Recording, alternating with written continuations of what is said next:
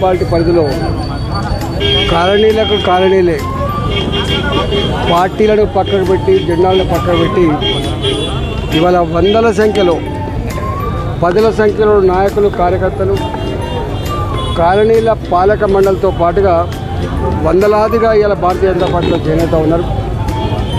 Congress party మనుషులకు వెలగట్టి ప్రలోభపెట్టి భయపెట్టించి కొంతమంది నాయకులను చేర్చుకోవచ్చు కాక కానీ ప్రజలందరూ భారతీయ జనతా పార్టీలో జాయిన్ అవుతూ ఉన్నారు. ఇవాళ రేవంత్ రెడ్డి పార్టీ ఏ పని చేసిందో గతంలో కేసీఆర్ కూడా అదే పని చేసిండు. ఆ పార్టీకి ఏం గతి పట్టిందో ఈ పార్టీని మార్పిచ్చే వాళ్ళను, నాయకులకు వెలగట్టే వాళ్లకు, కార్యకర్తలకు భయపెట్టించి పార్టీలు చేర్చుకునే వాళ్ళకు గతంలో ఏ గతి పట్టిందో ఈ పార్టీ కూడా గదే గతి పడుతున్న విషయం మర్చిపోవద్దు.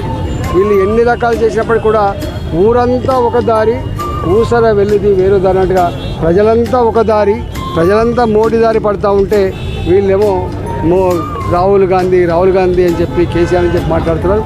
ఎట్టి పరిస్థితుల్లో రాబోయే ఎన్నికల్లో ప్రజలందరూ కూడా ఒక నిర్ణయానికి వచ్చింది. ఈ దఫా దేశంలో మోడీ ఉండాలని చెప్పే భావన స్పష్టంగా కనబడతా ఉంది.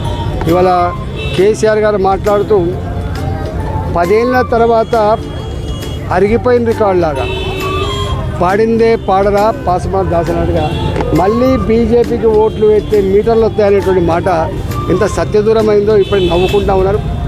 ఇలా మీకు మాట్లాడడానికి సబ్జెక్ట్ లేదు, మీకు చెప్పుకోవడానికి ముఖం లేదు కాబట్టి మళ్ళీ వాళ్ళ భారతీయ జనతా పార్టీ ఇట్లాంటి విమర్శలతో మీరు మాట్లాడితే ప్రజలు క్షమించరని చెప్పి ఈ సందర్భంగా మాట్లాడుతున్నారు.